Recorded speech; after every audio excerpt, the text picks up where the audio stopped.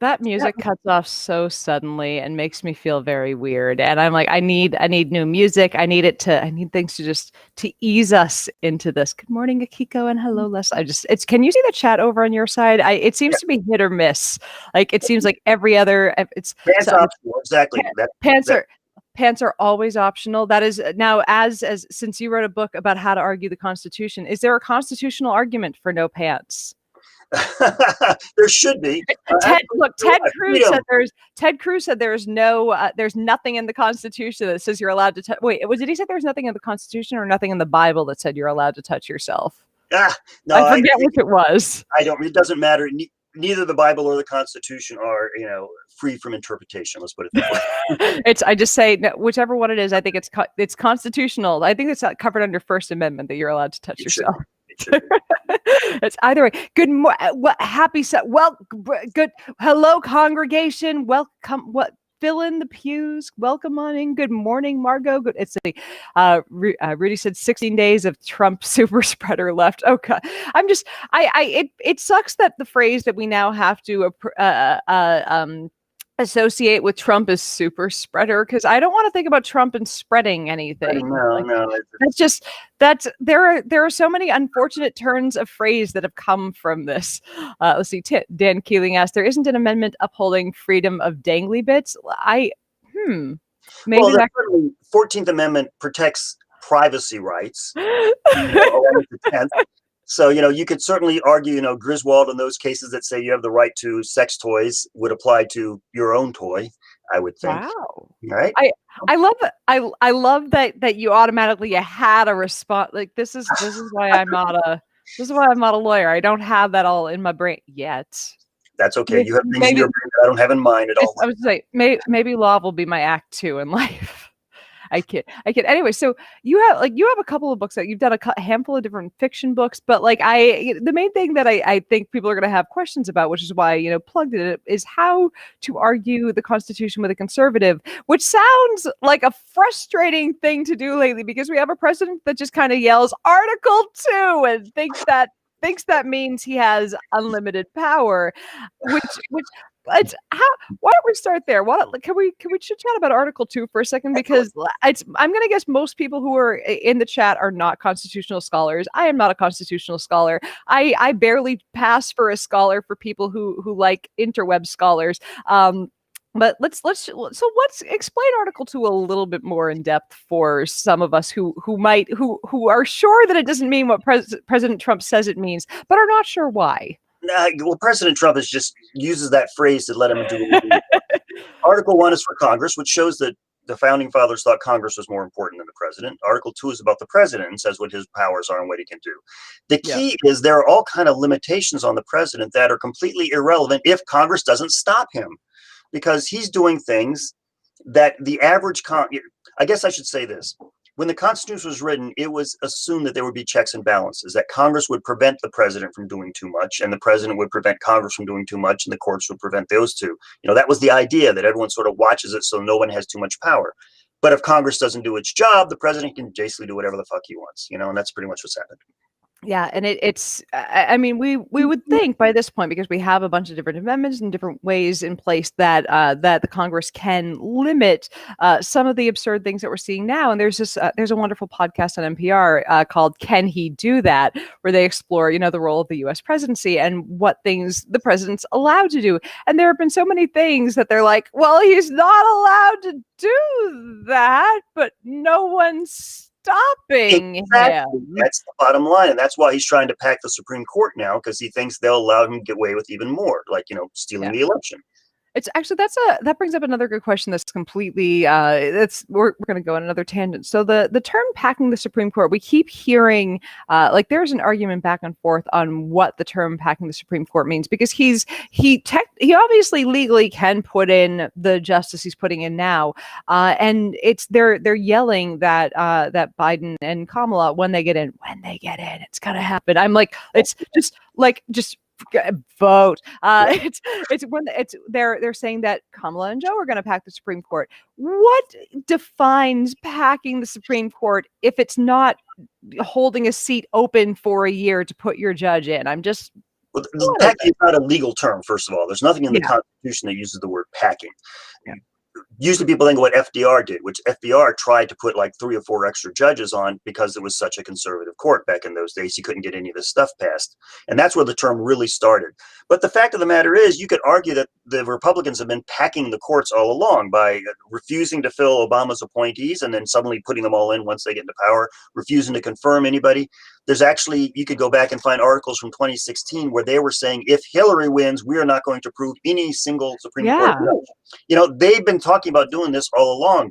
So Yeah. I don't know why, if they do these dirty tricks, or I guess they're not really dirty tricks, but if they do these Yeah. things, why they should be all upset if the Democrats say, hey, we can do that kind of stuff too. And I mean, is it just a willingness to play dirty? That's the reason why they get away with playing dirty? Like it so seems. the Republican Party seems to have turned into the bully party, where they push their bull around, and as long as nobody stops them, they're going to keep doing them. And I honestly believe that the Democrats should start saying, well, we're tired of being the good guys who get beaten up all the time. We're going to fight back. And if you're going to use these things, we're going to use them too.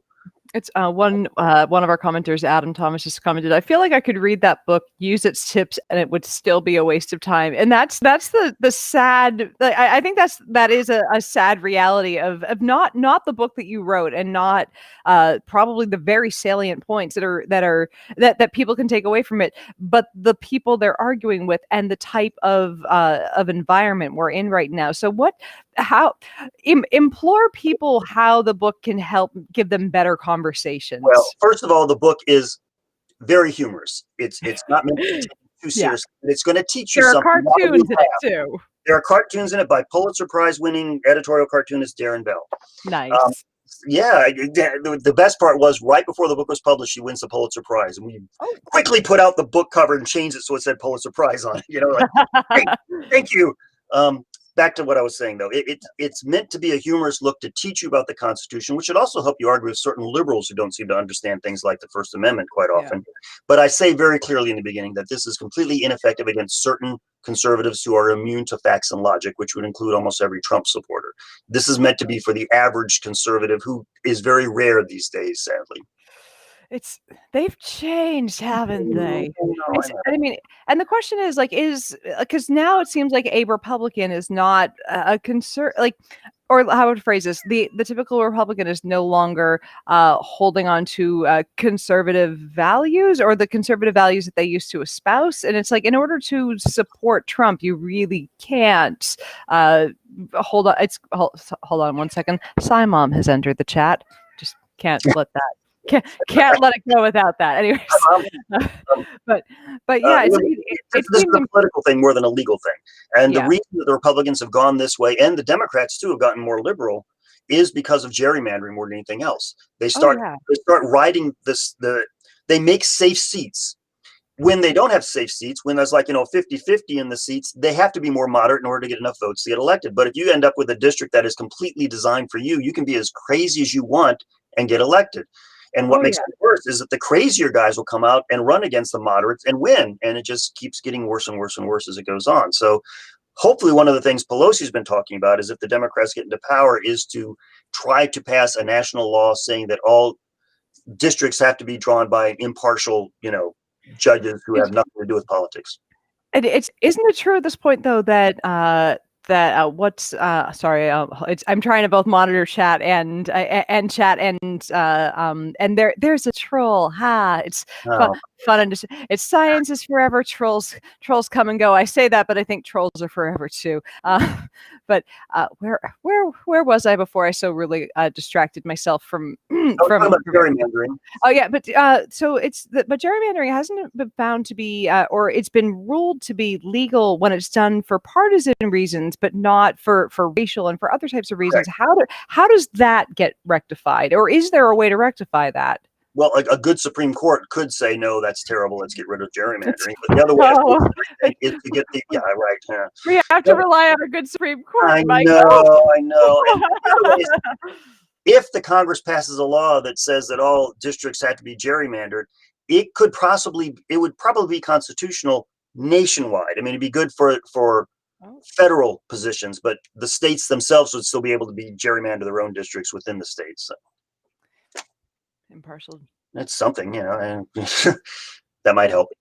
Might help one day. Who Anyway, knows? one day, but that is a major problem. It's gerrymandering, between gerrymandering and the electoral college is one of the reasons we're in this mess we are right now. Yeah, it's like, and I mean, this comes up pretty much every time that the phrase electoral college shows up in here. Is there any chance that we'll ever be able to get rid of it? That there will ever be the political will from the people who were elected to get rid of it? And like, it's wildly unpopular until people are in office. Yes. No, the problem is that you need 3/4 of the states to write a constitutional amendment to change it. And the problem is you would not get 3/4 of the states when it is beneficial for a lot of these little states to keep it, because they get George W. Bush and they get Trump elected. It benefits them, and that's the problem. There are some solutions, such as the Wyoming plan. The Wyoming plan, the House of Representatives is set at 435, but there's nothing in the Constitution that says it has to be 435. That was just set in the 1920s. And what has happened, of course, is as the country's grown, some districts have to get pretty big, and you can't go across state lines. So Wyoming has a district which has less people for the entire state, less people than 30 other states. Yeah. And so what happens is one representative in Wyoming represents so many people, and one in California represents like 10 times as much. Yeah, there's so the Wyoming plan, I believe Los Angeles County has more people in it than something like 20 some odd states. Exactly. It's insane. And that doesn't make sense, that the people don't get represented like they should. The Wyoming plan is something that Congress could pass without a constitutional amendment, which would say that every district has to be at least around the size of the smallest district. So the smallest district being Wyoming, which would give California like 15 more representatives, give Texas like 10 more, Right. Pennsylvania some more. We would end up with a House that's like 540 or something like that. Which would be better. In a country this big, that's not bad. Yeah. By doing that, it also changes the electoral college, because every time how many votes you get in the electoral college is based on how many representatives you get. So that would make it a little more even, at least, without having to amend the Constitution. Yeah, sorry, I was just poking through some of the comments. LA County has more. Someone just commented, LA County has more people than some countries. Yeah, it's like, I mean, and it's like, I live in LA County, so when I see that there are people that are like, look at all of our lands that's all red. I'm like, you have 12 people in that. I have more people in my block than you guys do in your county, and it's just it's maddening, because like, how do all of these people with all of these different points of view, all of these different needs, all of these different resource needs, not get the representation they need? How has this very simple thing to rectify not been addressed? And it's simple. It's better for the people in charge to not rectify it. Well, two things. One is that there's this treatment of our Constitution like it's our religious document. And too many conservatives look at it and goes, the founding fathers are gods and we have to obey everything they say. I feel like the founding fathers would be so mad at that if they heard that. Even the founding fathers, within 20 years of the writing of the Constitution, were arguing about the meaning. And founding fathers were arguing with other founding fathers in front of the Supreme Court made up of founding fathers. They didn't all agree. It's all politics. And so that kind of attitude just makes it harder when people have that kind of attitude. But also, it works to their advantage. Quite often, the arguments I get against getting rid of it is, but then all the big cities will decide everything. Well, yeah, that's where the people live. So of course, it's not. It's not like the land mass of Los Angeles is deciding it. It's the millions of Americans who live there. Republicans, even, you're disenfranchising Republicans who live in Los Angeles. Yeah, like if we got rid of the electoral college, then Republicans who live in California would have their votes count. There are, like, I think people think there's a monolith. Like, I was on a podcast recently outside of the country, and they were asking about red and blue states and how what the big differences. And I'm like, you get 10 miles outside of a city in California, you're in a red state. You just need to get 20 miles away from the coast, 10 miles outside of a city, anywhere. Like, California is rural America. Exactly. Yeah. California geographically is more red than it is blue, but because it's such a tight, huge amount of people in those red or in those blue areas, it's more there are more quote New blue York is people. like that too. You know, if you look at a Exactly. map of Yeah. New York, it'd be mostly red because you go Yeah. upstate New York and it's, very Trump country, but Yep. the city outweighs everybody. But trying to teach people who were like, look at this, fight this electoral map. It's like the land is not voting, jackass. The problem is, like I said, the ideas the founding fathers had were unique and new, and democracy was an untested, Yeah. experiment. And they were afraid of having too much power in the hands of people. So they put all these checks and balances in play to keep the average person Sorry. from having a lot of say. I'm pissing at a kitty. I'm trying to get a cat out of as I said, I have Right in two. front of the light. Yes. I have two cats that are like now a second one is like I'm gonna plop right in front of the light and it's the fat cat. Oh, So she's like, Mom, I gotta take all the light for myself. It's What's come more? on, Lexi. Somebody just asked, what does the Constitution have to do with science?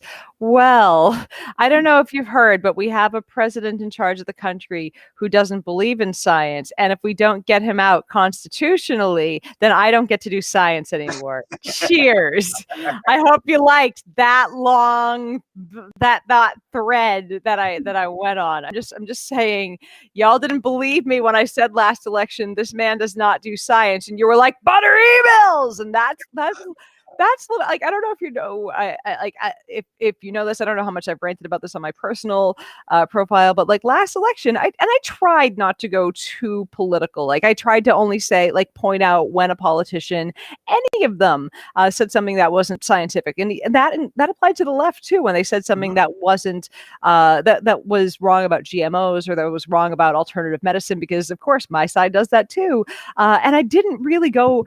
Like I should have gone harder at Trump. I really didn't talk that much about him, but I said anything. None of us took him seriously at the time. Yeah, because we're all like, yeah, of course people aren't gonna vote for jackass. Like, why would they? And I didn't go, but whenever I did, people automatically were like, better emails, and I'm like, I didn't expect that much of an insane response. Like, it was really, really strange. And the sad thing was, a lot of it came from Bernie people who were attacking. I mean, mind you, you and I had arguments about this too. Oh, we did. I love you, but I judged you. Well, I didn't want Hillary because I thought she couldn't win. If there was another person running besides Bernie, I probably would have supported that person. But yeah, was the only alternative. I thought, and my reasoning for not the nomination, I was gung ho for Hillary. You know that. Oh yeah, yes. Now here's my reasoning for being against Bernie. And here's the thing: I have we could go back and forth on what would have happened all day long. And my reasoning for being against this side, please note, I did not. Oh, I know. And my reason, and here's the thing: and Biden wasn't my first choice either. Like they were. Yeah, Elizabeth Warren was my god pick. I'm like, if I could have had anyone on the planet, it was her.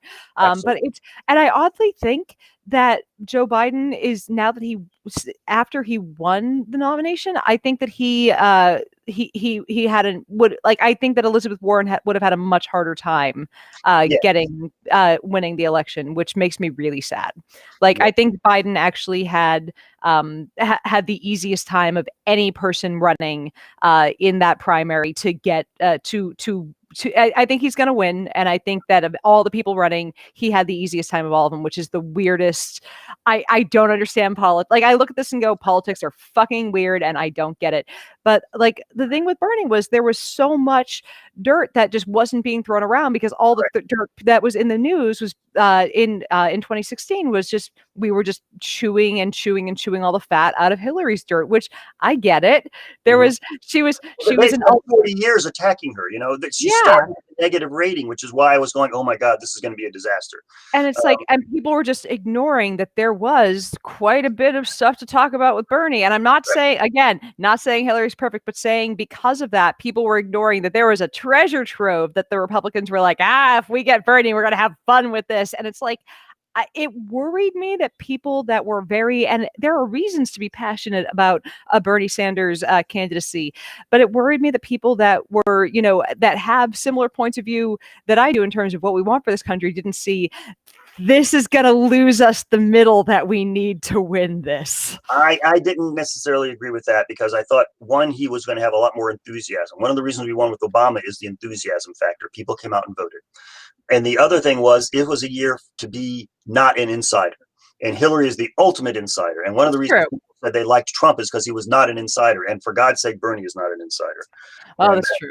That's what I was thinking at the time. But, politics is not a science, like I keep saying. Yeah, political science, it's not a science. I can't guarantee what's going to happen. Oh, yeah. Like anytime we think we know what's going to happen, we're wrong. We're wrong. Just every fucking time we're sure that we're going to. It's just, look, like and I ask this every week, just if you want to help make this all suck less, please vote.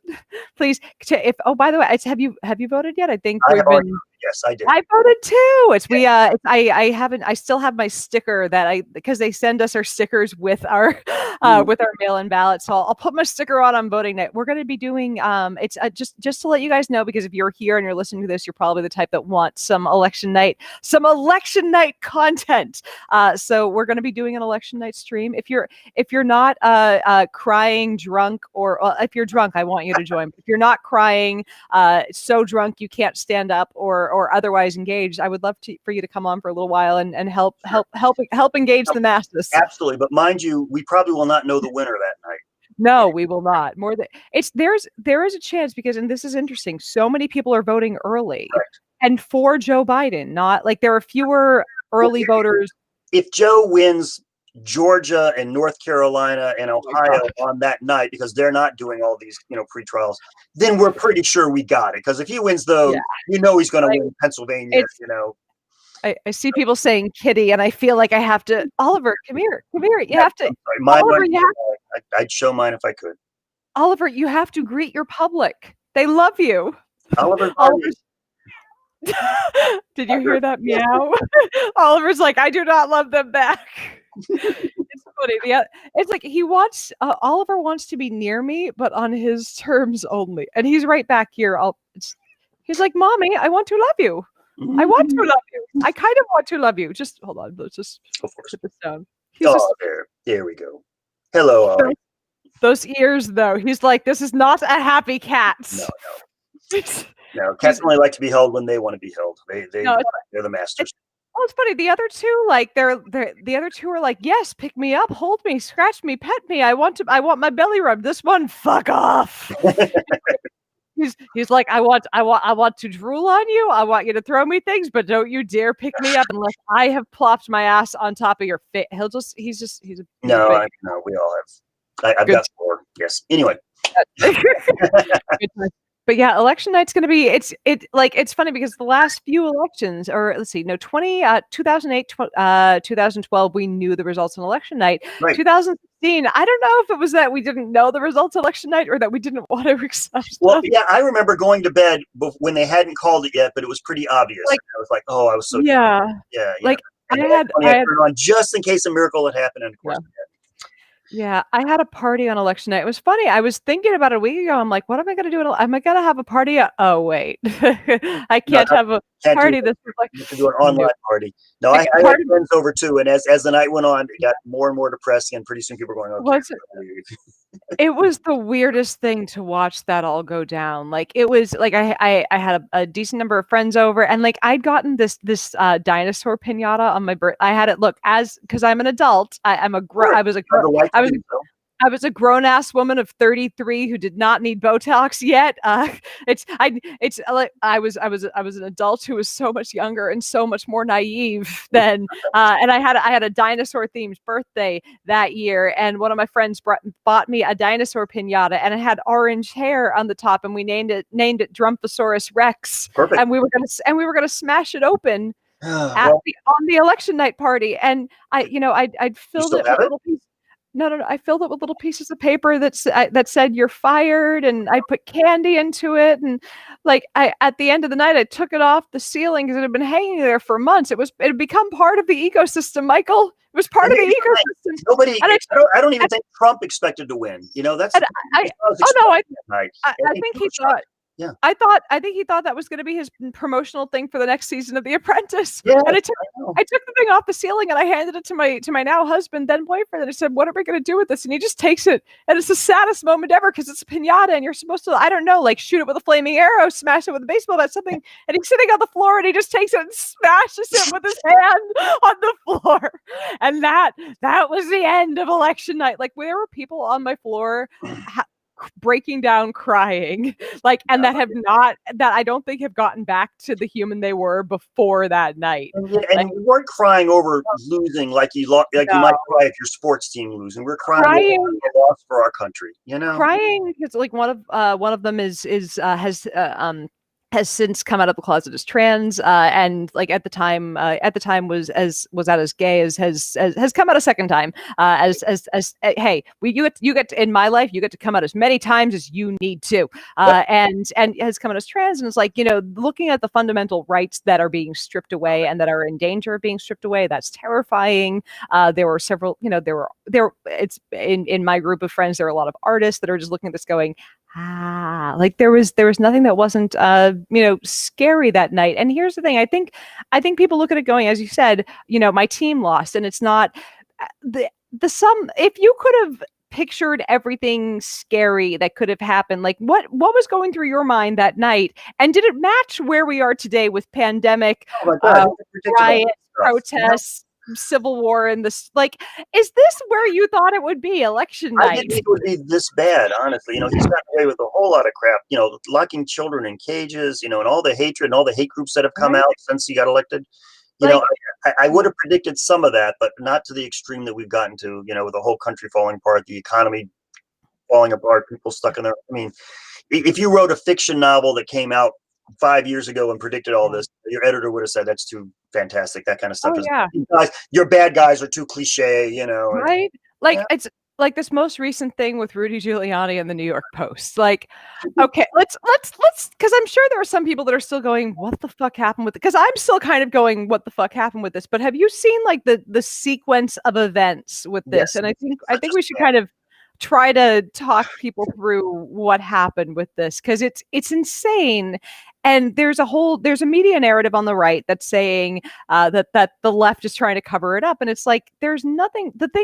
There is no it to cover up. What there is to happen here is it's one of those QAnon crazy conspiracy theories that have no basis in fact. Like Pizzagate, remember the pizza parlor that had the sex trafficking in a basement that didn't exist? Yeah, like the thing, there's not a thing to cover up here. There is a crazy thing to talk about that led to a story that didn't exist. So Hunter Biden, who I believe lives in California, allegedly went to Wilmington, Delaware, and I think they didn't do their research on where Hunter Biden lives, because they were like, well, he dropped it off in Delaware, obviously, because his dad lives in Delaware. So let's make it in Delaware, because that'll make the story make sense, at least to somebody who doesn't do their research and just reads the story really quickly from their QAnon pals. So Hunter Biden goes from California to drop off a laptop in Wilmington, Delaware. This guy cannot identify the person who dropped it off as Hunter Biden, just sees a Beau Biden Foundation sticker on the laptop. And this person drops off never picks it up at a repair shop / pawn shop. Months later, for some reason, and now today, so months later, finds emails allegedly linking his father to saying that he's introduced his father to this person that he had a meeting with. There's no record of a meeting taking place. Today, it turns out that these emails are not emails. They're pictures of they're images of emails, and they were created 6 months after the laptop was allegedly dropped off. So there's no way that this timeline lines up. When they've interviewed this pawn shop / repair shop owner, he can't keep a story straight. He can't keep a story straight whether he gave this to the FBI or to Rudy Giuliani. Why would he give it? If you are a legitimate person who is concerned that this is disrupting democracy, why are you giving this to Rudy fucking Giuliani? And here's kind of the linchpin of this whole thing going, this doesn't make never mind, this doesn't make sense. This makes perfect sense. The White House was warned that Rudy Giuliani was being utilized by the Russians in their active measures to disseminate disinformation of this sort. And yet the New York Post was like, let's run the story. This is totally legit. Newspaper. But, there's people who want to believe conspiracy theories are going to believe it no matter what. And there are people on the left who still believe in, Oh, yeah. 9/11 theories, or the moon landing was faked, whatever. I don't know. You always find somebody crazy who's going to believe conspiracy theories, and not that conspiracies don't happen, but usually they're business type of conspiracies. There was behind the scenes things. There was this wonderful thing I read. I forget. It's no matter what, when someone says, I forget where I read this, I forget when I read this, like, please fact check me. But there was this thing I read not that long ago that they could calculate out based on the number of people involved in an event, if it was actually a conspiracy theory, how long it would take for the story to break. And they calculated the moon landing would have taken like 3 years for it to break out. For too many scientists are like, aliens landing in 1954 and in Area 54 or whatever it was. It's like, come on, there's no way somebody would have written a book by now and made $1 million exposing it, because you can't. The truth is protection. If you write something that's truthful, they can't do anything about it. Somebody would have done it by now if that had happened. Anyway, that's why you can't believe that kind of stuff. Anyway, back to the Constitution. I want things to make sense, but we live in America in 2020, and so they cannot. Well, the other thing, if you don't mind me saying this, go for it. Constitution and law makes a lot of sense when you realize that it's all politics, and that's one of the problems that I have to get across, and it's one of the themes in the book. Too many people will look at the law as if it's, like I said before, as if it's written in stone. It's religious doctrine, and it's not. It's politics. It's written by politicians. It's judged by judges who are elected or appointed by politicians. It's all politics. And when you look and say, how can that be? I always thought the law said this, and it doesn't say that. It all depends on who the judges are and who the politicians are. So law means whatever politicians and judges say it is, no matter what kind of opinion you might have on it. Keeping that in mind I think that'll answer a lot of questions people have about the Constitution when they say, well, how come blah, blah, blah? And the answer is politics. There's also a quick question, because this is, per my understanding of the law in general, laws are generally written to be fairly vague, right? So that they can be applied to more specific situations. Like, it's whenever you find a law that is oddly specific, like donkeys can't sleep in bathtubs, something hath gone horribly askew. And I actually have a book called Donkeys Can't Sleep in Bathtubs with a bunch of very strange laws. Usually those aren't really laws, but decisions. No one, a bunch of legislators didn't sit down and write donkeys can't be in bathtubs, but someone would get arrested for having a donkey in their bathtub, and they say, well, show me where I can't. And then the judge will say, no, you can't have a donkey in your bathtub. And then everyone says, aha, that's the law. And technically it is, but it's a law written by cases, not written by people sitting down and writing actual law. Thank you for that clarification. I really appreciate that. So quickly, to respond to somebody who's commenting from Periscope that what we said did not debunk the events with Biden. The problem is that the events that were claimed occurred with Biden from these laptops were written in text in things that were created after the laptop was claimed to have been dropped off. So somebody at this shop created those documents. So somebody at the shop would have to somehow prove that they didn't make those documents. So it's they made that timeline up. This is a typical argument, prove that I'm not lying to you. No, the burden is on you to prove that it's true. Yeah, they at the shop, say that they at the shop said that, I'm not sure the exact dates on this, but work with me. They said it was dropped off, say, January 1st of 2019. The data that we have from them shows that after that date, these documents, these JPEGs, basically these pictures of emails, were created months after that by the owner of the shop, by whoever is trying to disseminate this. So no, this is not an email saying that Beau Biden or that Hunter Biden set up any sort of thing. The other thing that kind of makes this really sketchy is that the thing they were trying to say happened, the meeting they were trying to say happened, doesn't make sense with known reality. Even if it happened, it's Joe Biden was trying to get more heat on Burisma, not less. He said that his son shouldn't have worked there. His son said, I fucked up. And the person from Periscope was trying to say, this is the the best. This is the most amazing line of logic I've seen. The text came from the laptop. It can be sourced from the laptop. Yes, somebody created them on the laptop after it was dropped off at the shop. The date is there. The owner made a copy of the data. That is what you're seeing. Yeah, no, the owner made it on that laptop after it was dropped off. You can see it in the data. They're really stupid criminals, Dougie. It's not only, even Facebook is not allowing that to be posted right now because it's an obvious. Like it's such a bad fake that they're not able, that even like Fox isn't carrying this. It's really bad. It's embarrassing. Like I don't even know how to, like, if you're falling for this, you're dumb. Like, if you can't see that, they dropped the thing off on this date. The creation date of the thing is months later. If you're falling for this, maybe QAnon is for you. Go somewhere else, dude. Yeah. Like, sorry. This is not the like. This is why people say you wrote a book called How to Argue the Constitution with a Conservative. Like, they don't understand. Are impossible to argue. Some people are just. They don't understand that time moves linearly forward. Well, how could this possibly not have been sourced to a person who didn't have it when it was made after he had it? How could you are not a truth teller? Yeah, all right.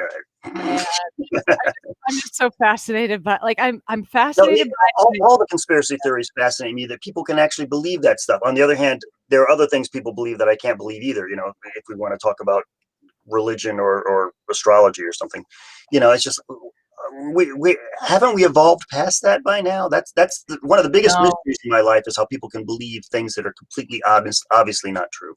And here's the thing, and the sad thing is, they look at things that we accept as true because we've seen evidence, and they go, don't you see the truth about astrology? And like, that is why I try not to judge people who I would have at one point in time said, you're gullible and you're dumb. I say this after just being a total dick to someone for not accepting the truth about times and dates of creations of files. But like, when someone accepts something like astrology, I'm like, I get it. They're seeing the hits and missing the misses, and that's kind of how we accept things like psychics and whatnot.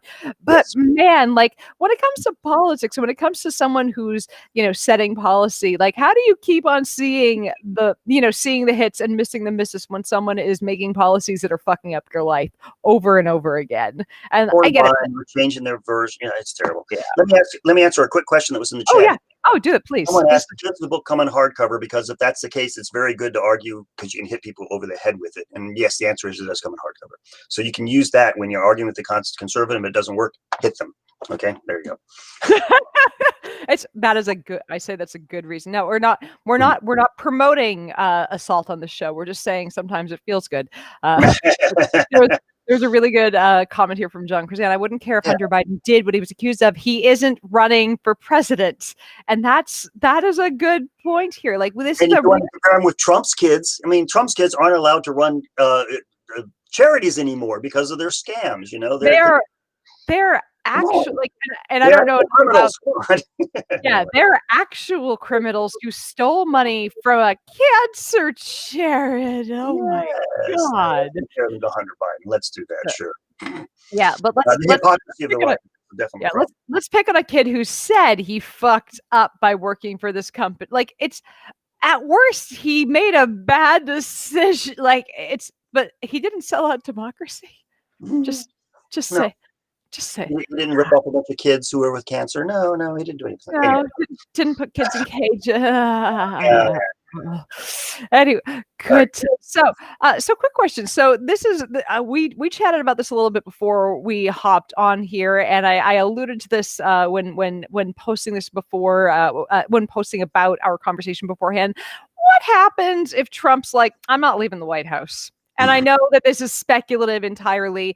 What are because there are a lot of different ways this can go down, and this is kind of the thing everyone's scared of, because we're all kind of sure at this point that he's so that it's, someone's complaining that I'm filthy mouthed. Dude, that's a feature, not a bug.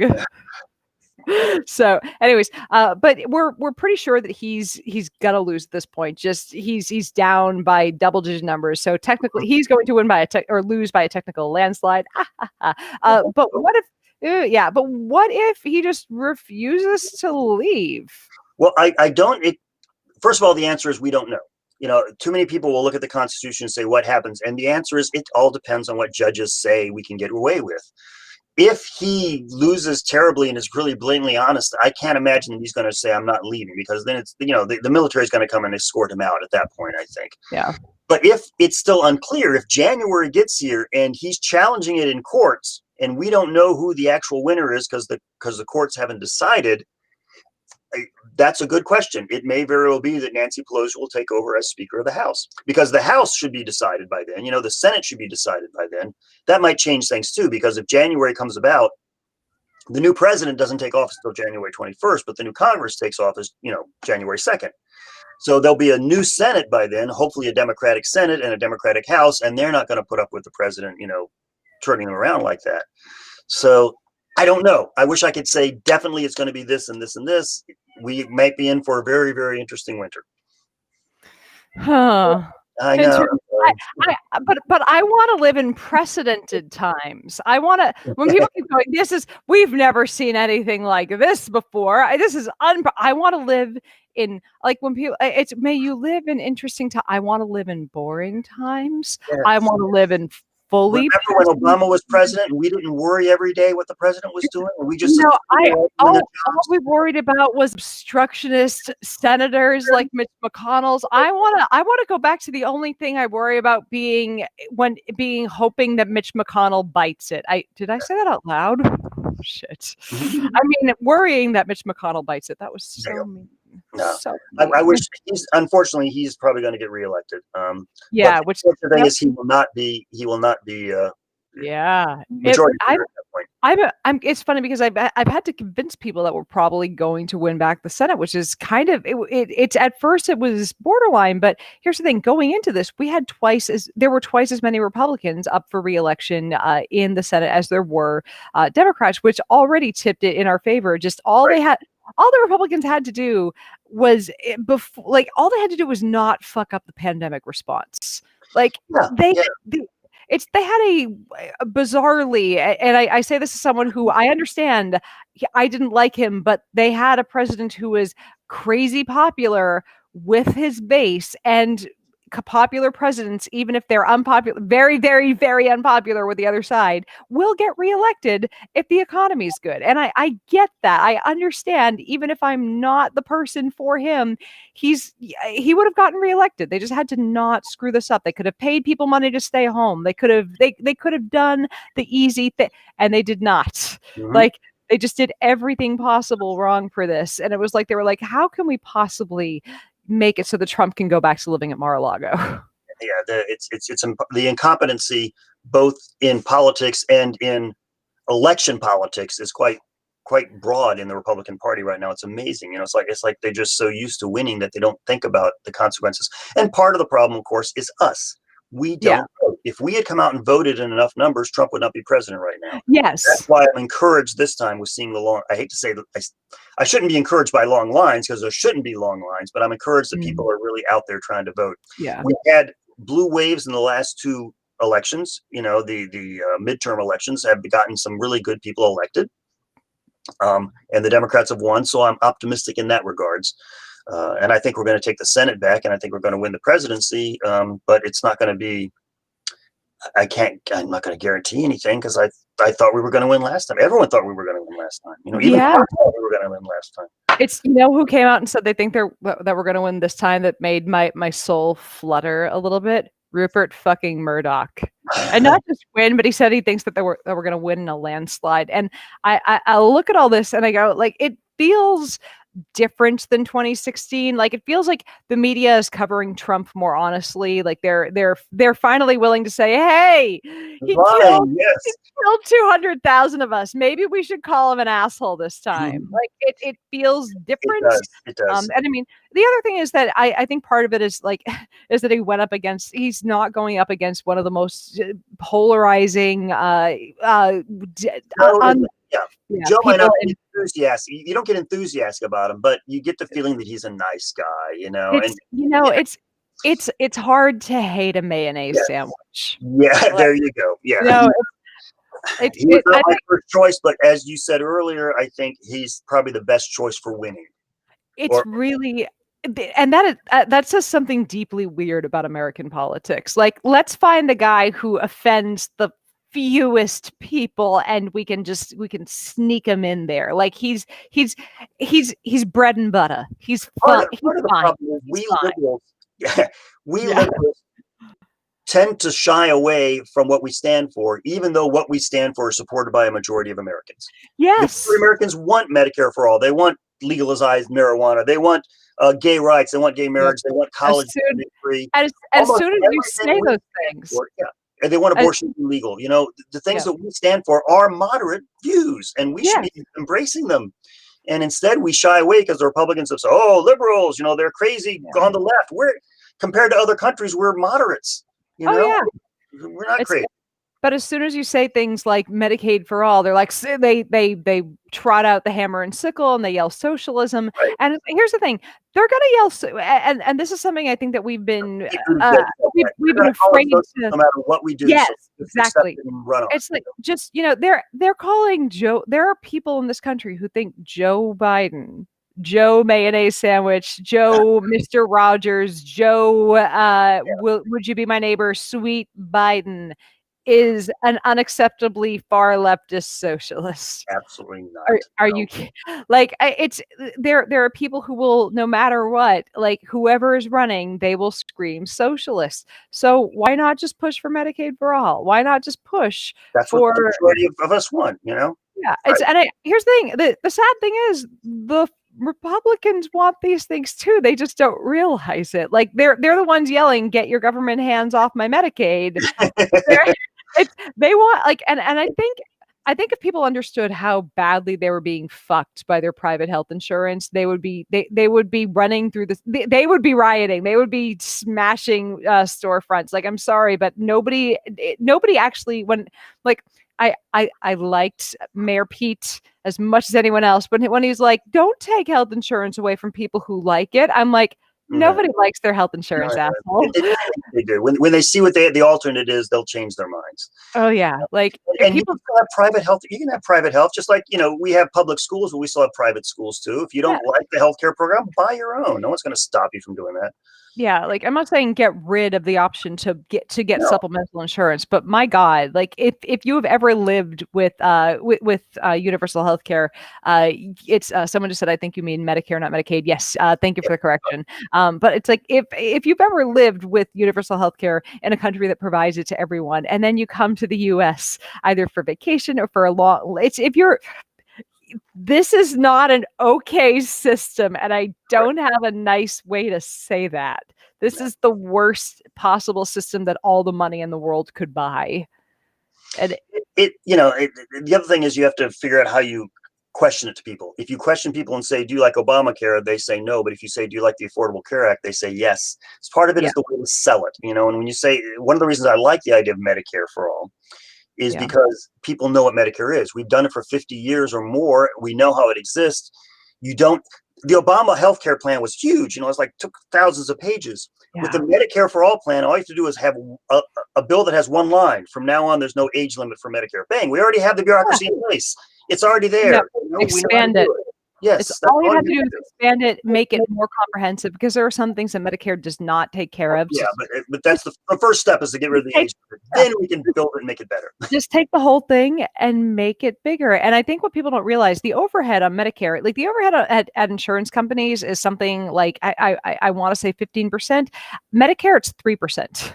It's do people realize how much of their money they're spending on health insurance that does And not go to a doctor, that just goes to a middleman? bureaucracy, yes, the middleman who's standing in the way of your Yeah. health care. Yes, Yeah, exactly. it's like, this is this is money that is just going to somebody that their whole job is to make sure that your doctor doesn't get paid. They're the person that's saying, we need to send a letter back to you saying, please get a priority authorization. The Canadians listening to this are going, what's a priority authorization? I know.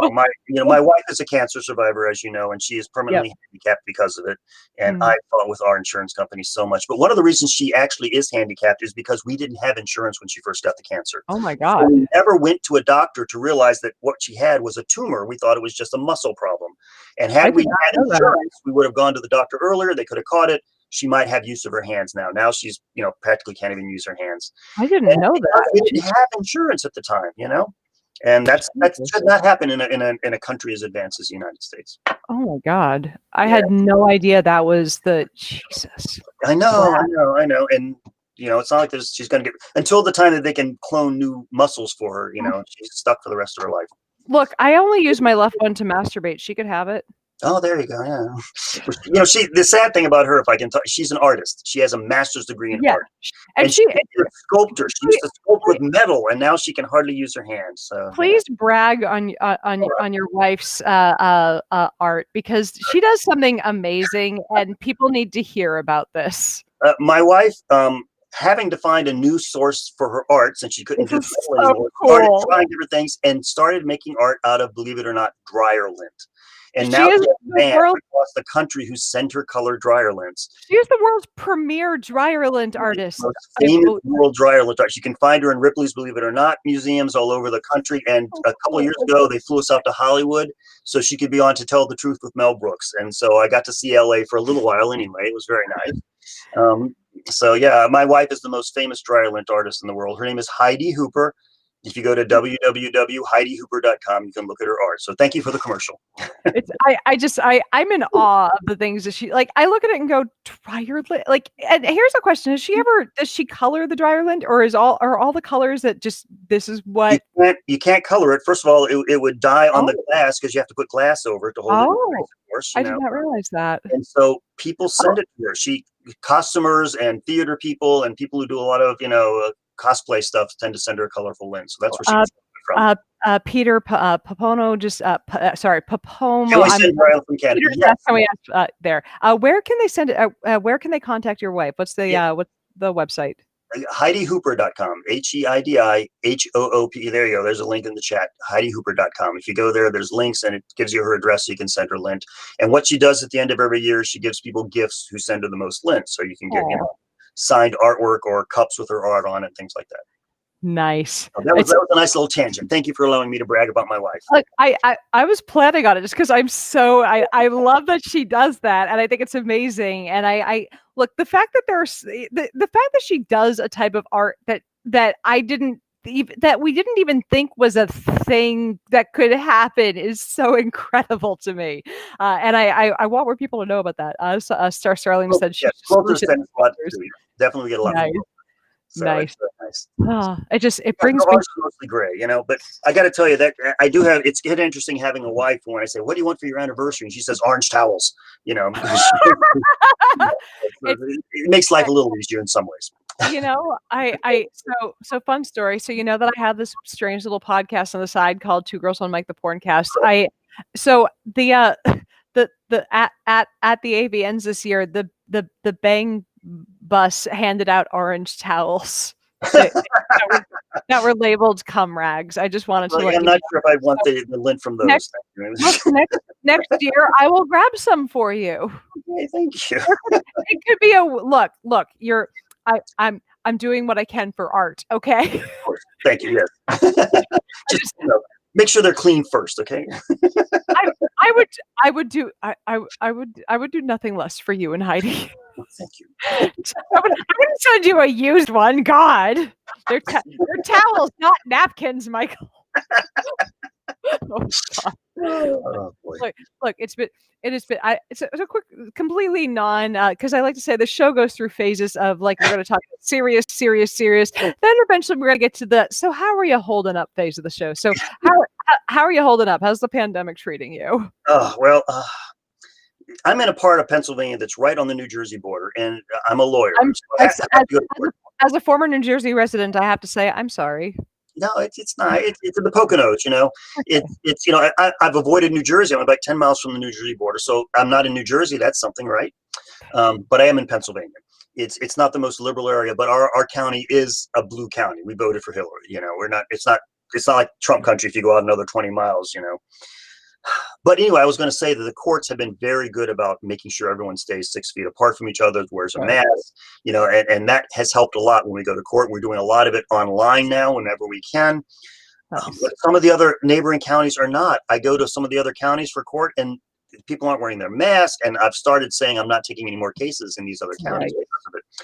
My You- wife, of course, can't work because of her handicap. She can't Mhm. drive, so she's stuck at home all the time. And that's very depressing. So she's doing a lot of Zoom conferences with people. And like yesterday, we just got in our car and drove just to get her out of the house, to look at Yeah. because we get leaves changing where we are. You don't get Oh, you, I you that must is you missed that about Boston, right? yes, God, like that is it. So last year, and my We mom both just lived in Boston for a while, by the way. For it's yeah. It's, so so that you guys know how we met, we were on a forensics panel at this. My nose is getting really itchy right now, and I look like I'm picking my nose. I just want to clarify: if I were to pick my nose, I would own it. But no, we were both on a forensics panel at Aresia, and then it turned out we just knew all of the same people, and we stayed friends. So that's how that happened.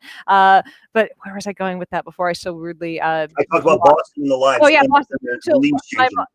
last year around this time, so it's been like it's last year I just happened to have a random trip to visit my mom. My mom posted a picture of me on her couch visiting, and I'm like, I don't know when the next time is I'm gonna get to visit my mom. And like I've just had a kind of weepy, sad, week of feeling bad for myself of the pandemic's happening to me, because of course this is happening to me and me alone. Like Right, I right. think we're all going through like a case. Like same thing. I just hopped into the car yesterday and was like, I need to get out of the house, and drove around like blaring music yesterday for 10 minutes, like for no good reason, just to Mhm. just contribute to fossil fuel in the atmosphere. Like it's like, and I want people to know, like, if you're having those moments where you're like, I'm crying about nothing and I'm mad and I'm upset, and it's like, it's just, I want my life back. Like, I look at that and go, I see why people are lashing out and being like, fuck it, I'm having a party, I'm inviting people over. I'm like, and I read stories of people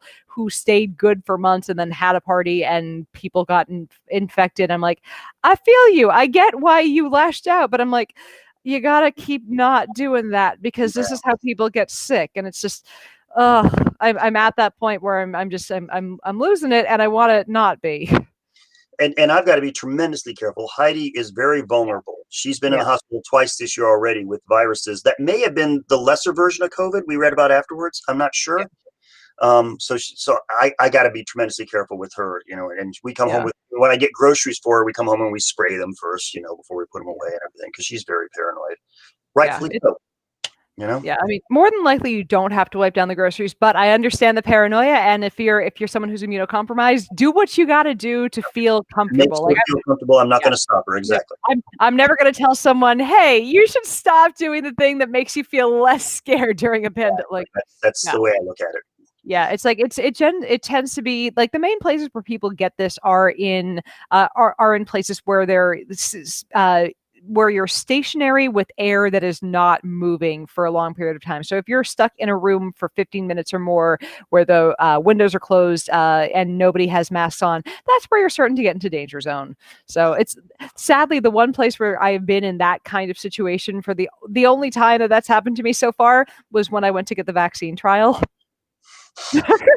And a bunch of us, a lot of us in the vaccine trial said that we're like, yeah, this is the first time I've been in a room with strangers with anyone take, because a couple of us, like, we were in there for a while, so Yes, they were giving us food and beverages, like, because we were in there for like for 4 hours, and like everyone's like carefully taking their masks off to take a drink, and it's like, oh man, this feels really weird. But it's been a couple weeks now, and I'm fine. But a couple people just asked, how are you feeling? I'm fine. I still got no side effects. Like, my arm hurt for a few hours afterwards. But like normally, and quick side note, because I like I have that permanent headache thing, and I still occasionally have a bad headache day, and I'll have to give myself a shot of Imitrex. Like normally, the Imitrex does not give me a bruise. This last time I had to give myself a shot of Imitrex, I have a big old bruise where it was. I'm like, okay, so injections normally can give, like, I got not even the slightest bit of a dot where they gave me my injection for the J&J vaccine. So it might have been like, it is equally likely that I got saline as that I got the vaccine. So we just don't know. What I'm planning on doing is going and getting, and they said this should probably show, this will probably show up if I get it. I'm gonna go out and get the whatchamacallit, so sorry about all the stuttering. I'm probably going to go out and get an antibody test, and that should show if I got the vaccine or not. Somebody said, let's see, Rita Repulsive said you should be ashamed of yourself for encouraging people to vote for potential mass murderers. What the hell is wrong with you two? I can't tell if you're being sarcastic or not. Rita, but I still encourage people to go out and vote for Joe Biden because the other guy is worse. Just want to be clear about that. Too much.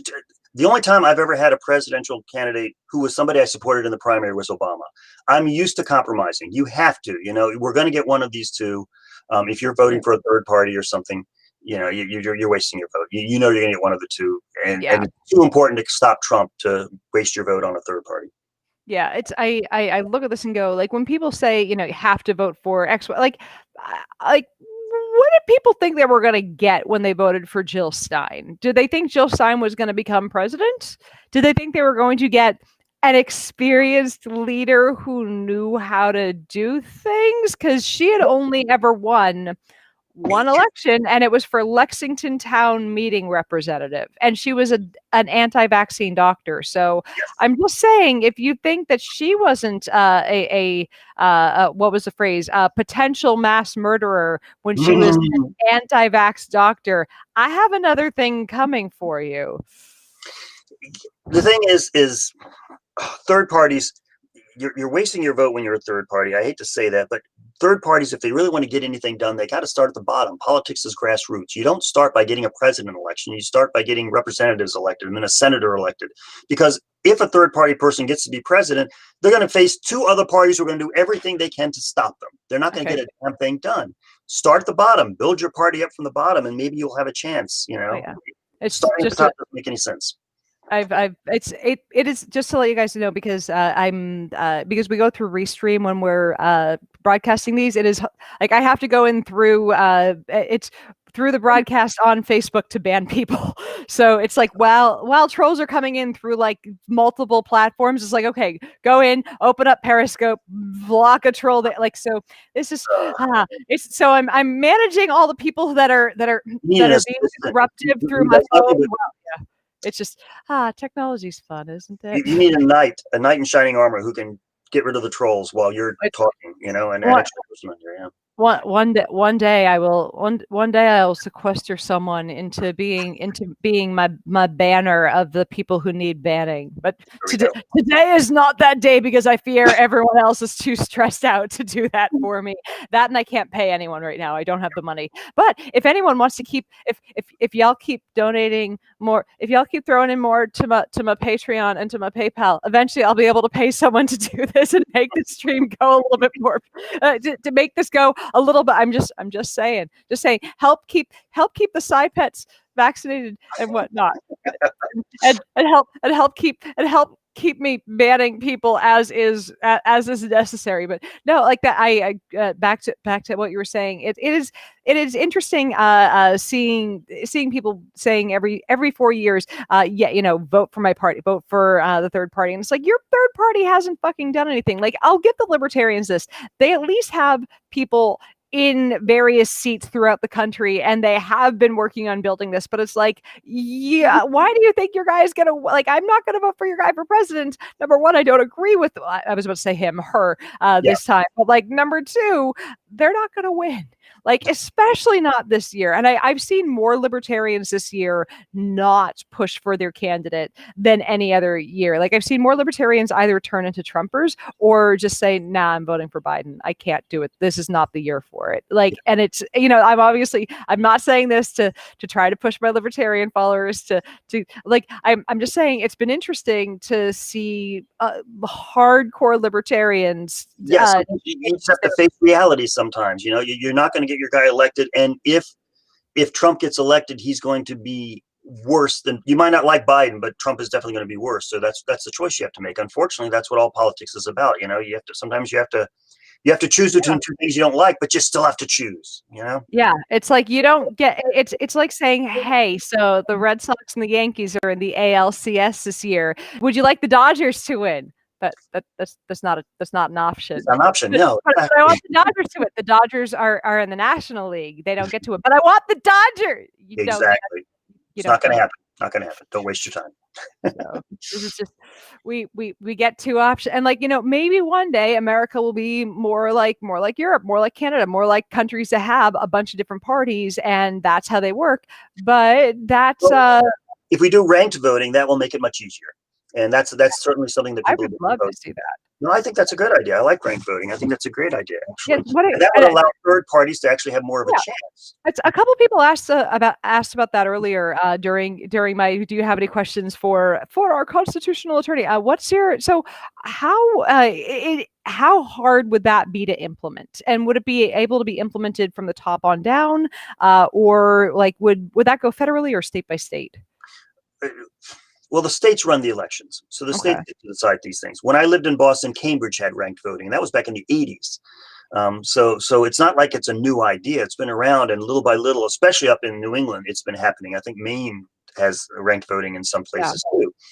And the idea, in case you're not aware of it, is you literally rank the candidates. Yeah. So that way, if your first candidate doesn't get it, maybe your second one might get enough votes to get up there.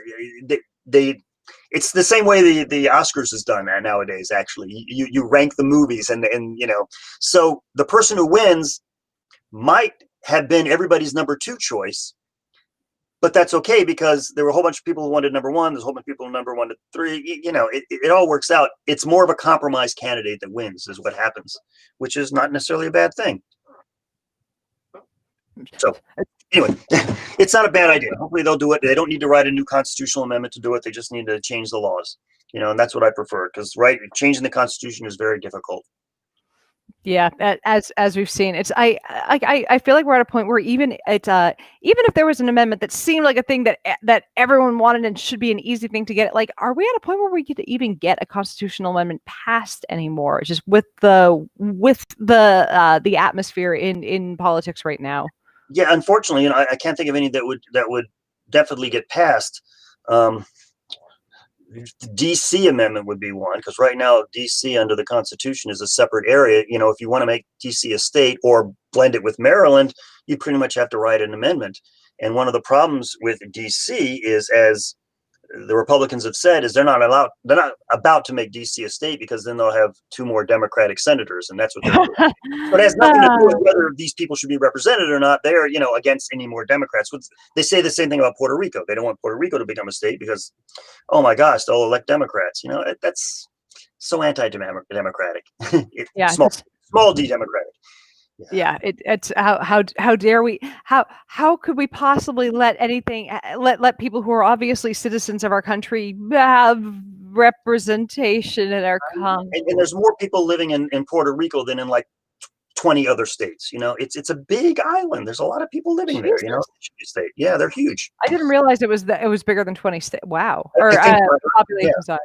Yeah, wow. I mean, bigger than Wyoming and all these little Idaho and these little tiny states. But of course, you also have some Spanish-speaking, representatives, and that's gonna,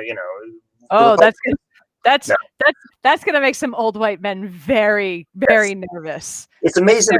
Conservatives always claim that they love our country while they hate 70% of the people in it. It's amazing. They love our country. They just only love the parts of it that look exactly like them. hmm The So whole idea behind conservative, and I had a blog post about this, and I got me more trolls than I've ever had before, was basically saying, the whole bottom line of conservatism is selfishness. You want to help people like you only, and everyone else doesn't count. And if you go and look at conservative policy, that's really what it's about. yeah, And when I say people like you, it mostly means straight white men, rich Christians.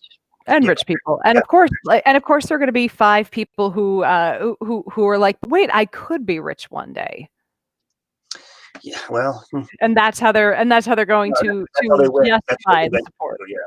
Yeah, well, Y- the Yeah, good it's like thing is young people today are starting to realize that it's not, all those things that were promised to older generations is not coming true anymore. And so the young people are much, much more liberal than when I was young. Um, I mean, and good I was sign. And raised also like, less religious too, which I think is a very oh good yeah. sign. And I mean, I was raised by like my father was a Republican and my mother was, shall we say, dealing with a Republican husband and wasn't very vocal about her political opinions because sometimes it's easier to keep the peace. But yeah, I was raised with that brand of mental illness in my house, and it was hard to like you don't like you it's hard to get out of that and get into the world knowing like and have a clear view of how the world works when you've just been told people who don't like it's this is how the world works, like people who don't who are not rich or lazy, people who don't work for it, people who are on food stamps. Or my father was on food stamps and he called people who were on state aid lazy, and this is the house I grew up in. And this Mhm. is what I was told was real and right, and I'm like, it took a while to understand after I was out of there what I had seen. Like, you don't understand what you're in when you're in it. Like, you have to get out of the water to Well, understand you were boiled.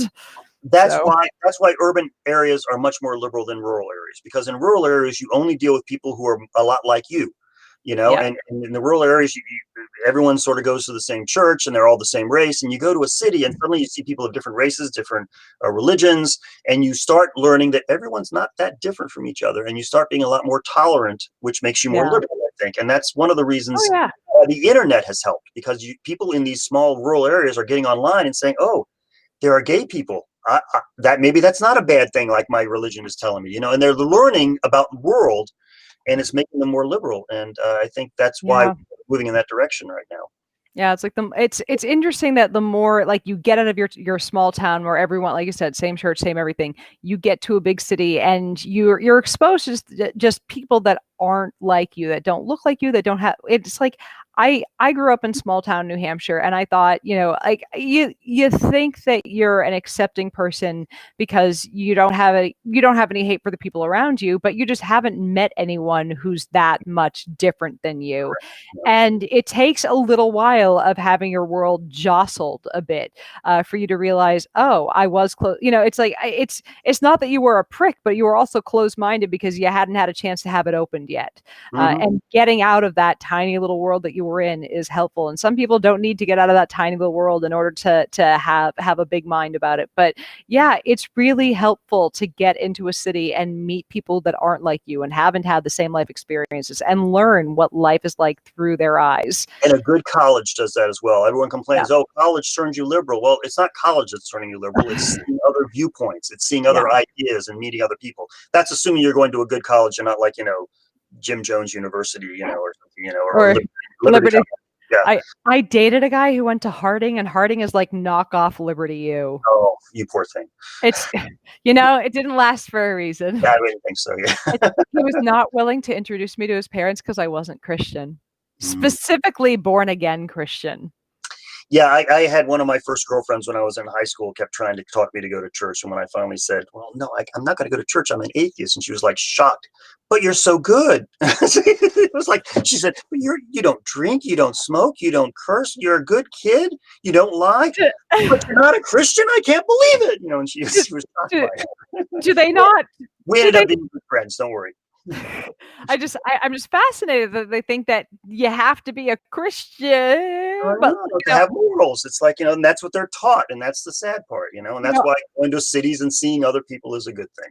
but, I grew up Catholic, and I'm pretty sure at some point in my young life, that's probably what I thought too. If you were like, I probably was sure that if you were not Christian, like I don't remember my exact mindset 20 years ago, but I wouldn't be surprised if that was how I reacted when I was that age too. Yeah. Yeah, well, that's what you know. It's a kind of brainwashing in a sense, you know. Oh Um, yeah, they get in there young. My friend Seth Andrews pointed this out the other day, and people were people were giving him some flack about it. But he was talking. He pointed out that you tell a child when they're really young, that there's a virgin birth and a golden snake and a talking snake and all these other really crazy things, and of course they accept it. sure, they You tell accept them, Santa Claus too. You know, they oh yeah, accept fantasy at that age. you tell them these things as an adult, they're like, fuck off. But like Yeah, you get this imprinting really young with religion, and they accept it, and they accept all the other things about it. So then when they get to a teenager and they look at you and go, you're an atheist, you must be a bad person. It's because of all these things that have been put into you. And it takes a while to get out. Like my husband was raised without religion. Excuse me. And like it took, like it's been interesting to be in a relationship with someone who was never religious, and to figure out where all of my little, like, being raised by a Catholic and a Jew has left a lot of guilt in me. So it's like, yeah, I suppose that could happen. Yes. it's like, oh, there was some mental fuckery that was left here. There's some guilt. That doesn't mean that atheists are all good people. I certainly can name a couple atheists who are not good people. We know one of them. You know one of them, yes. We know one of them better than we wish we did. Yes. Although I have not been in touch with him for Nah. quite a long time now. Yes.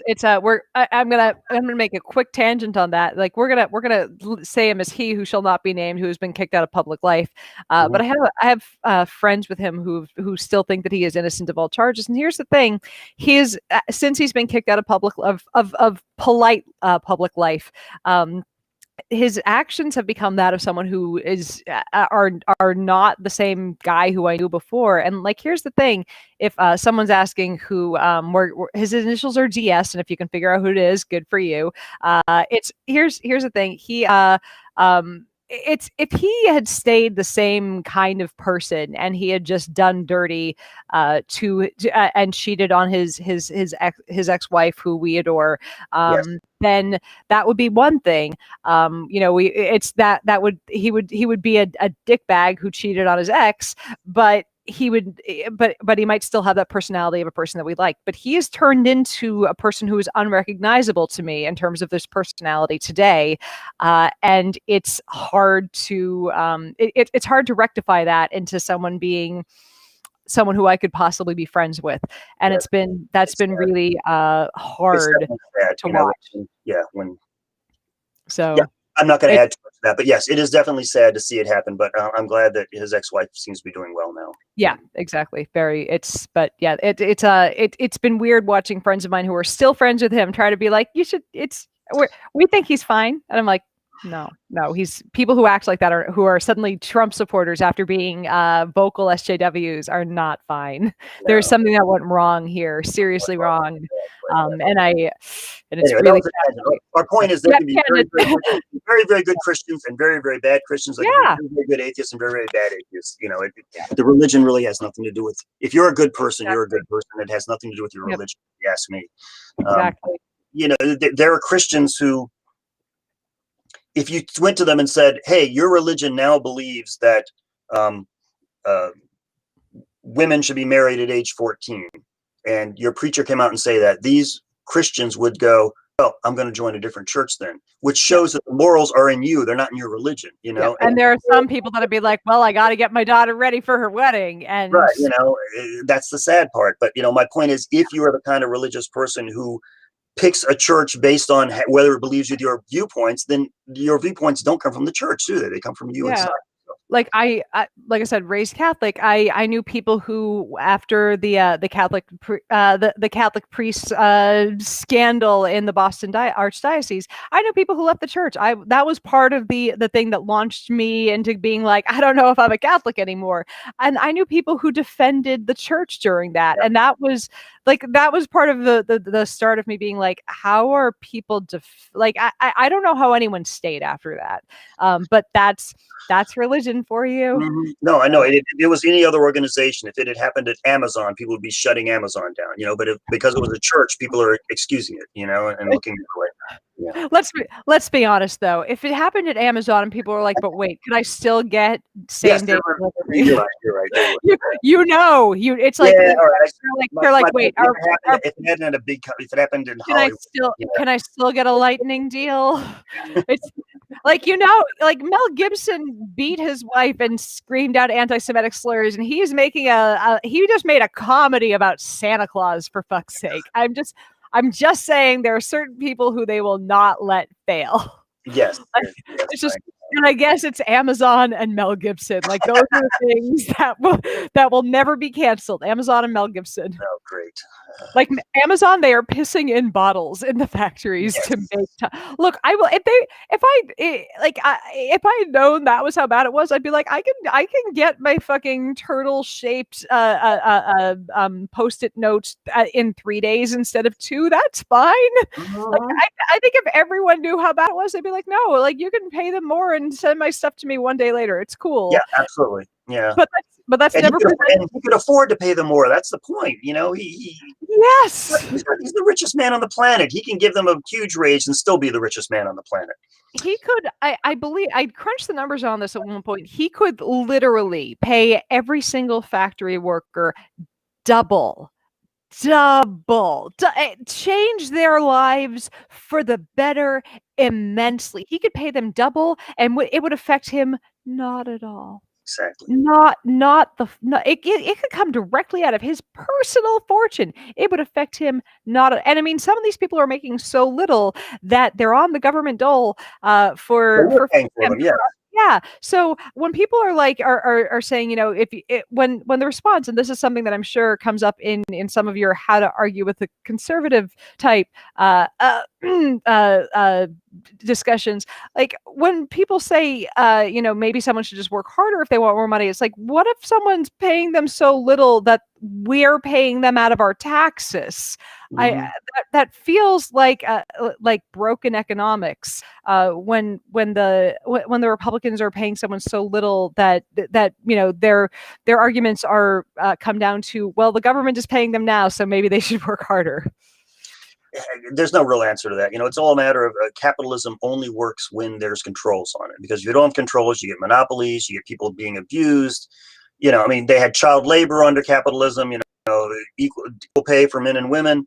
You've got to have controls on capitalism for it to work, and that also includes, like right now, all the banks have taken each other over. There's like 5 banks now instead of thousands of them, and of course that doesn't help us. When I was younger, there was only one telephone company. And they split them up, which is what they should have done. And our prices went down, and we got more choices with our phones. Yeah. Everything got better, and that's why capitalism needs controls. Because if you don't have controls, I'm not a socialist in the sense that I think we should take over every single business. I don't think the government should own Amazon. You mean you're not saying take over means of production? I am not Marxist. No. But I will get moose and squirrel. I promise.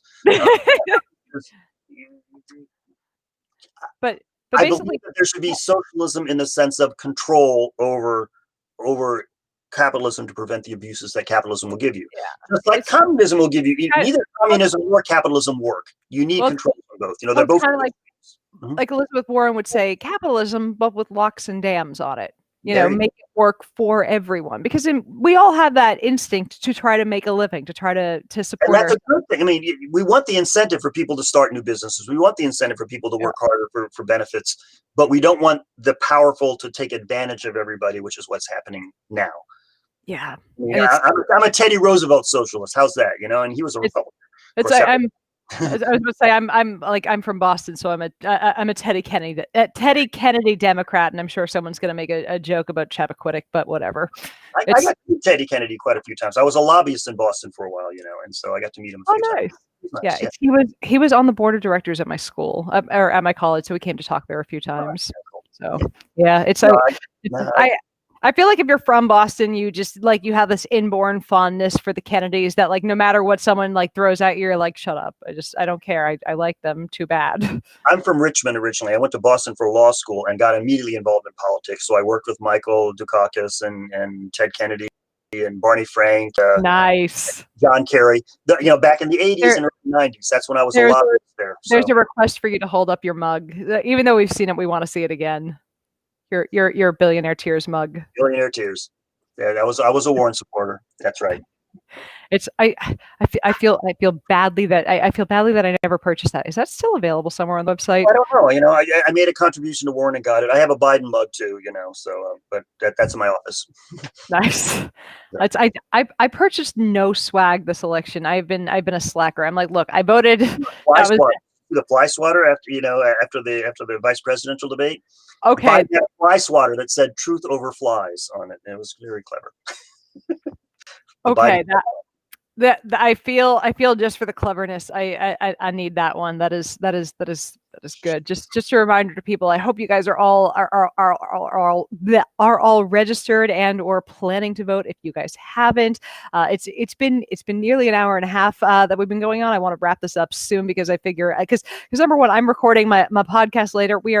As we review porn for my podcast, and I have not watched the porn that I have to watch for that today. We are reviewing a homework. Oh my god! Oh yeah, I have porn homework. We're reviewing a parody of Ex Machina. It's Sex Machina. They're very clever over in the parody. Oh yeah. It's funny because like these parodies, they run anywhere from like an hour to 4 hours sometimes. But like because I never watch, we never watch the sex part of it unless they stay in character, which is rare. These like after a while, the sex scenes all sort of. The sex scenes are just like, look, if I watched all the sex scenes in a 4-hour video, I would chafe way too much. But like a 4-hour thing ends up taking like 30 minutes to watch. But yeah, that's the thing after this. Either way, let's take a few more. Let's wrap up a little bit. So here's a quick question. So this you've been lawyering for, judging by the gray in your beard, at least like 2 years at this point. Two maybe 3. You and I are in our. You and I are in our late 20s at this point. We've been around for, you and I have been around for a little time.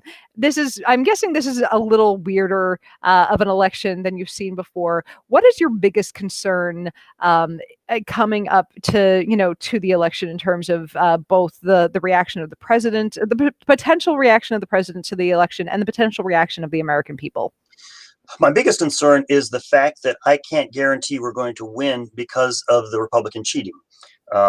They know they can't win, and the only way they can win, they'll do everything they can to keep from winning except get the most votes. So what they're going to do is they're going to close precincts down. They're going to challenge people. Trump is encouraging people with guns to show up at the polls. I'm worried about violence, and I'm worried about if he loses, that there will be violence and protests from the crazy right-wing people. That is strange. That is unusual in America. That just doesn't happen, at least not in modern American times. Yeah. And it's that's what I'm worried about mostly. And then, of course, I'm worried that they're going to take it to the courts, and the Supreme Court is going to do another one of those Bush versus Gore things and basically pick the president for us based on who was on the Supreme Court at the time, because that was a terrible decision back then with Judge Scalia. And now we have a candidate for the court who worships Judge Scalia, and it's just going to that's what I'm worried about. I'm worried about our election being stolen from us against the will of the people. I don't think Trump's going to win the Electoral College. I think he's going to try to challenge it in other ways. He's going to try to stop the count in states where, the ballots still haven't come in. He's going to do every trick he can do, and that's what I'm worried about. I'm going to be one of the lawyers. Every year they ask me to be a lawyer to watch the polls in our local area. If there's a problem, I go running to the polls and taking care of it. And they're really getting as many lawyers as they can on our side as well to prepare for that sort of thing. So that's something. But that's just election day. That's not going to help us in the long run. Yeah, it's terrifying that they're legitimately saying, please, or that Trump is legitimately saying, please go out and watch the. It's like, are we back to 1940s with the brown shirts? Like this? Yeah, is what it's not good. Go into the if anyone here goes to vote and that happens, report it. I was a judge of elections for a short period of time. That's one of the guys who is in the polls, who watches and makes sure everything goes okay. And the main reason I ran for that is so I could call myself Judge Ventrella. But if people had a problem, they came to me and I helped fix it. And that's what the judges of elections should be doing in each one of these polls. So, make sure that you report it. Don't let it get away. Don't let them get away with it. I just quickly want to address something that's happening over in the comments section, because I joked about us being in our 20s, and someone said, you could look like you could legitimately be in your 20s, Cy Babe. And I replied that it's because I'm drenched with Botox, fucking drenched with it. And my mom and my mom is chiming in that, no, you have good genes. And I'm like, look, I just want to clarify, look, I'm not, because people are like, you're asking for Patreon. So guys, there's a thing that I do a couple times a year, because I'm vain and because I have headache issues and it helps my headache issues. I lend my face out lens, because it's such a horrible thing that I have to go through. Poor me. Because people need to learn how to inject Botox. There's a clinic in LA that I found through hunting, because I was desperate to find a place that could inject for headaches, and I I couldn't afford it, and I couldn't get my insurance to cover it. I found a place that does injections to train new injectors, and it happens to be run by a world famous plastic surgeon in Beverly Hills. So 3 times a year I get called in to go be a Botox model for this place that injects way more than I would ever pay for if I was paying for it myself. But I get my Botox done for free to lend my face out to this clinic.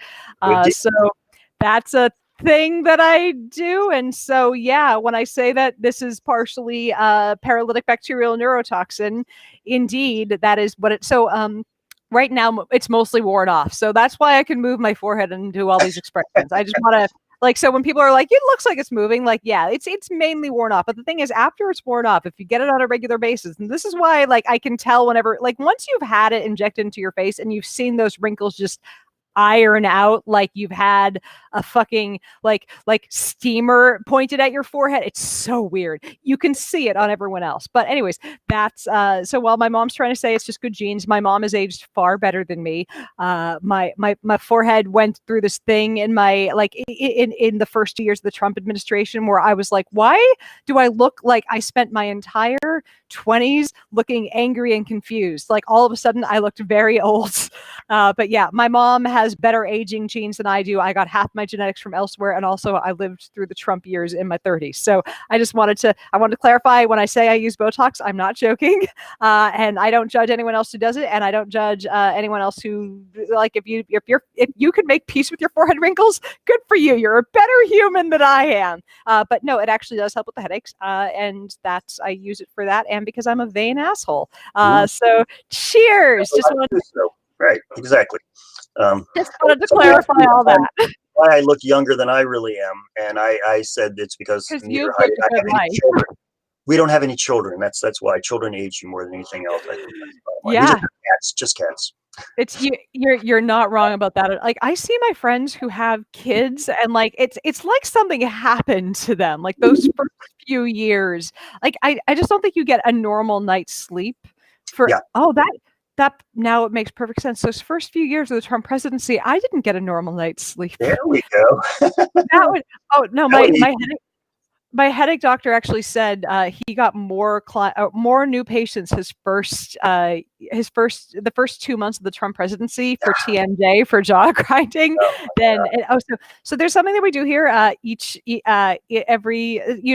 you don't want to join, you don't have to, but there's something that we do here for in each live stream, where we try to see if we can pass COVID via computer screen. And this kind of started very weirdly, but I licked the camera screen. Would you like to join for a camera lick? I have noticed that people were asking you to lick the screen. I had no idea what they were talking about. Would you like to join or no? Do I lick the camera or I lick the screen? Here, lick the camera. All right. Here we go. Ready? All right. 1, 2, 3, go.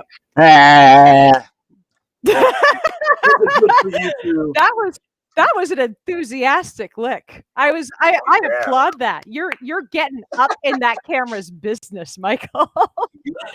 That's how you get the result. You have to. I appreciate it so much. You gotta be enthusiastic about it if you want a good reaction, Oh man, look, it's been it's been a hard week. Like literally, I spent yesterday just having a crying fit because it's like, look, if you're not spending like at least one day a month during this whole fucking thing, just letting some emotion out because this sucks and we miss our lives, I don't think you're alive. So, anyways, I hope you guys out there are doing. Michael, first, thank you for hanging out with us. Thank you for explaining some of the Constitution. Thank you for kvetching with us. Where can people find you and your book and more about it's? Where can people? You're on the Twitters too, right? Where can people find everything? I'm pretty much the only Michael A. Ventrella. If you do a search, you'll find my webpage with everything. There is. Nice. I will warn you about this. Years ago, there was a TV show called The World's Biggest Loser, where they got big, huge people who lost weight, and the winner of that about 5 years ago was a guy named Michael Ventrella. So beware if you do a search out for Michael Ventrella, World's Biggest Loser. Isn't that great? That's what I love to see when people look me up. If you see that, don't go to that page. That's not me. Different Michael Ventrella. Okay, you're Michael A. Ventrella. Yeah. You're a Michael Ventrella. Michael A. Ventrella. Yeah, go ahead and ask me what the A stands for. It's what does the A stand for? Adventure. That's my middle name. So it's a fun story. When I married my husband, I considered taking his last name, but only if I changed my middle name to Danger, because his last name is Ross. I'm a horrible person. Anyways, thank you a million times over for joining us. You're wonderful. It's people go hunt down my friend Michael. It's somebody just wanted to point out they loved your screen look so much because it made the screen wetter than Ben Shapiro's wife's pussy. Oh, we hadn't gotten it. Ben, thank you so much. Steve Patterson, you saved us from almost getting out of this without a joke about Ben Shapiro's wife's pussy. We would have broken our streak. That would have been awful. Oh, thank you. You gave me that gave me a brief baby little orgasm, which is more than Ben Shapiro's ever given his wife. Oh, sorry. We will keep going with the Ben Shapiro's wife's pussy jokes until he gives her an orgasm, which will be never.